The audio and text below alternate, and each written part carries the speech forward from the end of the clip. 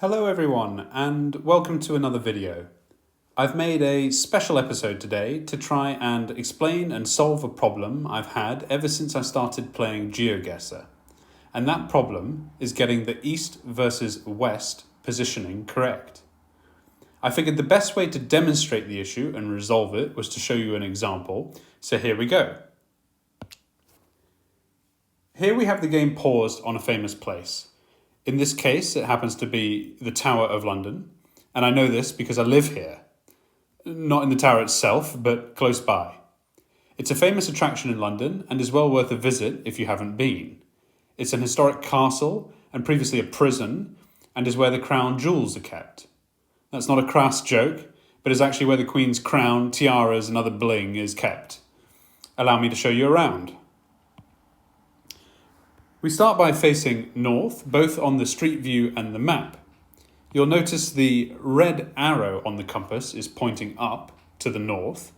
It's this compass which has been confusing me since the beginning, in fact, and is the focal point of today's video. The map on the right is always oriented with north at the top of the screen and east to the right and so on. In fact, it's not possible to rotate this, only to zoom in and out. As you can see, we're lined up in the front of this chapel. The building is in front of us, and on the map you can see there's an alley to the right of it. Panning to the right, you'll see the building in which the crown jewels are actually kept. This is called the Waterloo block. A little further, you'll see the actual tower itself. So we're looking southeast at the moment, and at the northwest corner of the building. Further on in the distance, you'll see Tower Bridge, which is another famous landmark, which spans the River Thames. Again, based on the view and the map, you can see the building and the bridge line up, so we can start to gain some confidence in our position as we begin to triangulate. Swinging around to look to the south and then on to the southwest, you can see the Shard in the distance, and I can go to that on the map over here. This is a good opportunity to demonstrate the 3D building feature, which you can see if you lower the viewing angle on the map, like so, which is pretty cool.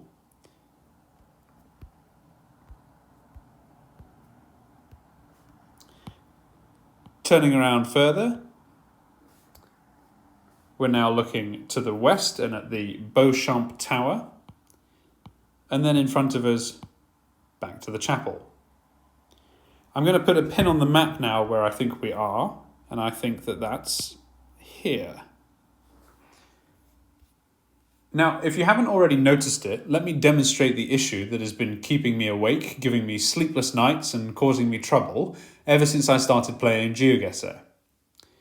If I'm facing to the north, which I am, and I move 90 degrees to the right, you'd imagine that you're facing east.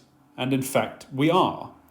However, the compass needle has moved to point west. Rotating another 90 degrees, you'd imagine that we're facing south, which we are, and this is confirmed by the compass too. Rotating a final 90 degrees to the right, you'd imagine that we're facing west, which again, I'm convinced that we really are, but actually the compass needle points to the east. Back to the north, and the needle faces north. So what on Google Earth is going on here?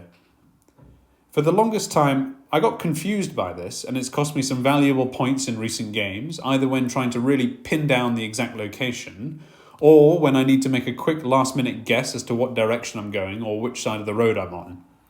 It looks to me like north and south are correct, but east and west are switched over. But I finally figured out what's going on here. Rather than acting like a pointer to show you what direction you're facing in, this compass acts, believe it or not, like a real compass. When we're facing north, the compass needle looks north. As we rotate to the right, the compass needle is not moving to show what direction we're looking. Instead, the needle remains facing to the north, like a normal compass in which the needle would remain magnetically attracted in that direction. So the needle in this case is not pointing west, it is still pointing north, which is now 90 degrees to our left.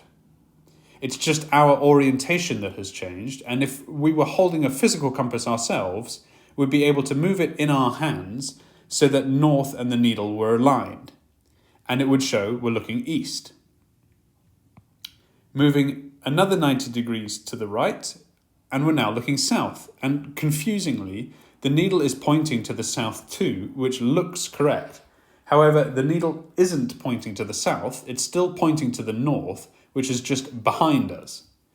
Again, if we were holding a real compass in our hands, we'd be able to flip it 180 degrees so that north and the needle were aligned. Moving another 90 degrees to the right, we're now looking west, and the needle is still pointing to the north, which is just a further 90 degrees to our right again. Confusingly, this is over the east E on the compass, but once again, that doesn't mean we're looking east, it just means that north is to our right.